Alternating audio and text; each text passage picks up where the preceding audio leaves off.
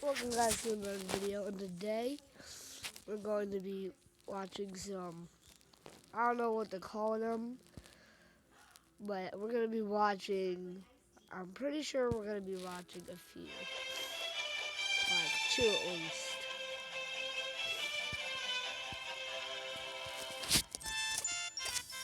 Playing Mario is definitely fun, and all of the different enemies you encounter are really interesting. The Koopas are cute, the Thwomps are intimidating, the Boos are scary, and the Shy Guys are, well, the Shy Guys are very mysterious. We really don't know much about them. Heck, we don't even True. know what they're hiding under those masks. Why are they all so ominous? Sure, you can argue and say that they're just shy, like their name implies. But what if there's a little bit more than that? What if the Shy Guys are keeping a secret from us? And what if that secret is a dark one? One that we would have wished stayed hidden from us. You ready? Let's begin. I'm ready. Now, just by simply looking at a Shy Guy, what do they kind of remind you of? Honestly, think about it. The Shy Guy's aesthetic design has a very uncanny resemblance to that of an assassin. You see it, don't you? With their long hooded robes, white masks to hide their identities, and a mysterious demeanor. It sounds kinda dumb, I know, but just hear me out. The Shy Guys are a little more special than your everyday run-of-the-mill assassin, however. Mainly because of their main purpose. You first encounter the Shy Guys roaming around in Super Mario Bros. 2, which, after completing the game, turns out was all just a dream. And in The Legend of Zelda Link's Awakening on the Game Boy, Link is exploring a dungeon in his dream, and encounters a creature he describes as a mysterious cloaked figure with a mask. Link's description, as well as the in-game sprite, kind of looks familiar. Could that really be a Shy Guy? So, what does this mean exactly? Well, it's very possible that the Shy Guy's main purpose is to infiltrate dreams and attack the victims when they're most vulnerable, while they're asleep. That's pretty scary. Deep. But how does that explain the Shy Guy's presence in the real world, when everyone's awake? Well, in Luigi's Mansion, when you encounter a Shy Guy, they're actually in a ghost-like state at nighttime, when most people are asleep. But their masks are still tangible. So it's pretty safe to assume they have some kind of, let's just call it Danny Phantom complex, because that show is awesome. Where they can exist, not exist, and enter bodies at will. It's not that crazy of an idea, especially since this is a game series where magic plays a very prominent role.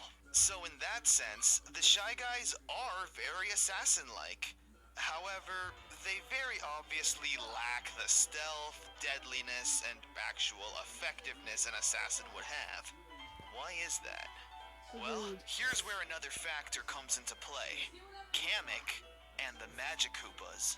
Kamek is Bowser's second in command, and whenever an evil plan fails, Bowser tends to take it out on him, both physically and emotionally. And, taking into account the well-known fact that Magic Koopas go through rigorous and dangerous genetic mutation procedures to develop their magical abilities, like making enemies grow 15 times their size, creating creatures out of inanimate objects, and even mutating them, it's safe to assume not all the experiments are a success, and that there are some rejects along the way. Magical experiments gone horribly wrong. Could that also partially be why they have to wear the mask? To cover up whatever mistakes were made? That's why the Shy Guys waddle around and seem so cute and innocent, even though that wasn't the Magic Koopa's intentions. But since Kamek needs to please Bowser to avoid further abuse, he mass produces these things and keeps these brain-dead, genetically horrifying creatures to serve as Bowser's minions. In Mario Power Tennis, when the Shy Guy wins a trophy, he comes up to the stage and his mask falls off. We don't get to see anything, but Luigi does. And he seems pretty horrified from what he just saw, which was most likely a monster. The Shy Guys are failed assassins, but Kamek forces them to keep their masks and robes on, to hide the scary secrets that lie beneath. In that sense, Kamek is kind of like Dr. Frankenstein, and the Shy Guys are his creations. That's Dr. Frankenstein had this ingenious idea of creating something great, but it all went horribly wrong. And what was born instead was an abomination to the world. The Shy Guys are very much a victim of circumstance. They didn't ask to be created, especially not in this way. They didn't ask to be used as killing machines and as someone's puppet. And they especially did not ask to be horrified and feared by the world around them. But isn't it obvious? The Shy Guys are more afraid of you than you are of them. The world has constantly neglected them for so long that they just want to be left alone, always feeling like the world would be better off if they didn't exist. That's why they're shy, because they want to have a normal life and be like everyone else. Go go-kart racing, play sports, all of those things. They're an experiment gone wrong. For lack of a better term, they're monsters. But should everyone treat them like they are? That's what you're getting If me? so, Is that what you're getting then me? who are the real monsters here? Who knows? I mean, Yeah, hey, I hate you. out of all of the mysteries surrounding the Shy Guys, that just might be the biggest one. It's up to you on whether or not you choose to believe me. I'm just one guy, trying to spread a message. Okay, I believe him. Leave a comment if you believe him too. It's gonna be a new beanie. So, So cute. this one looks pretty interesting.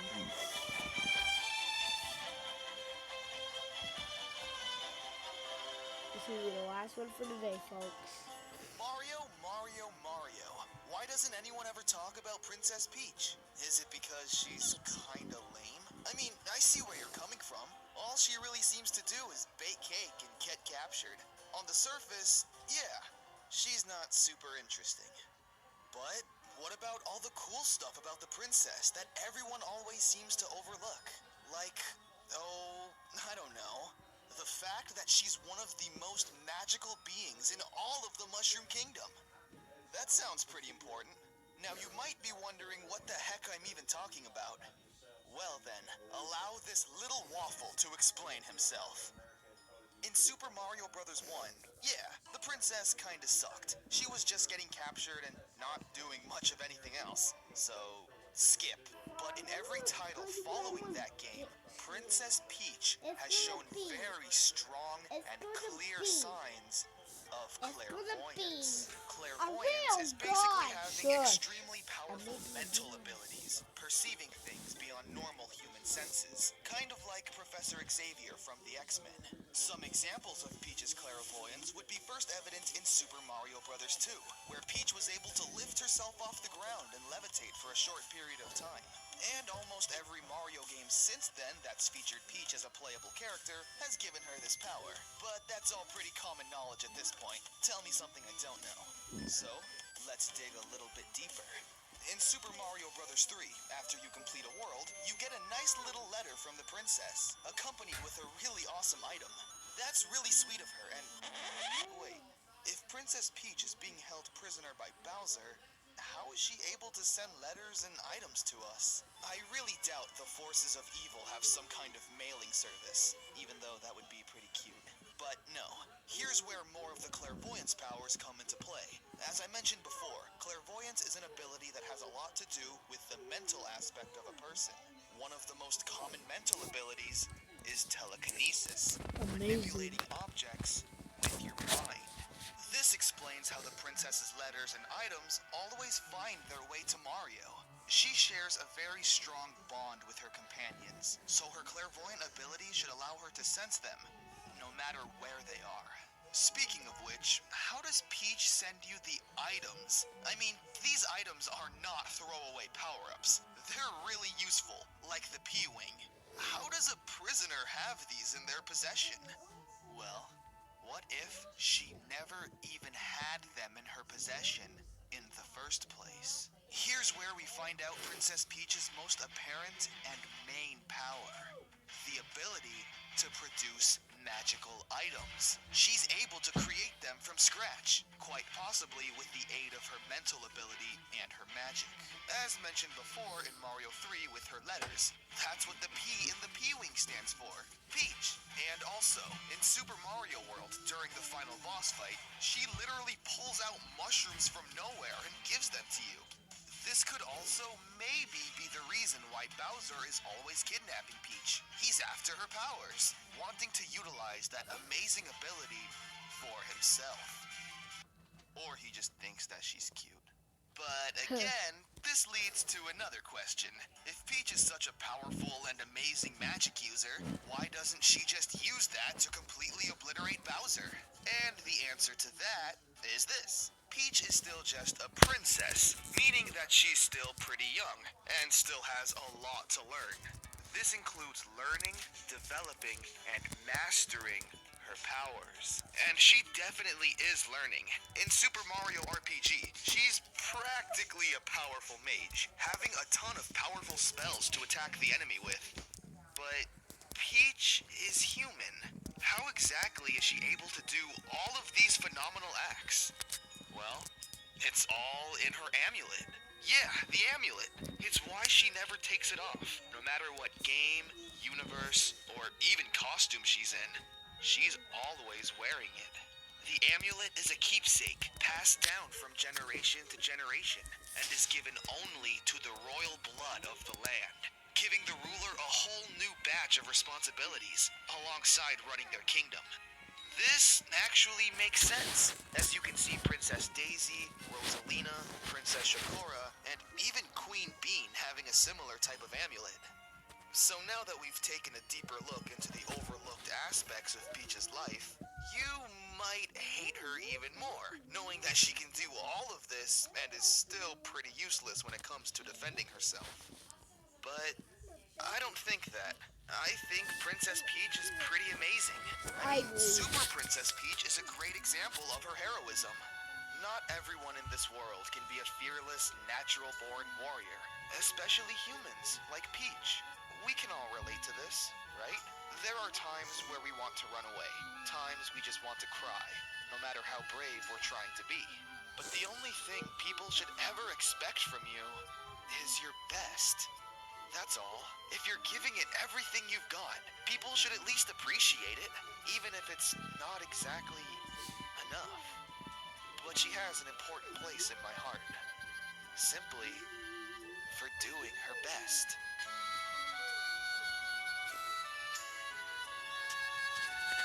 That's it for this episode.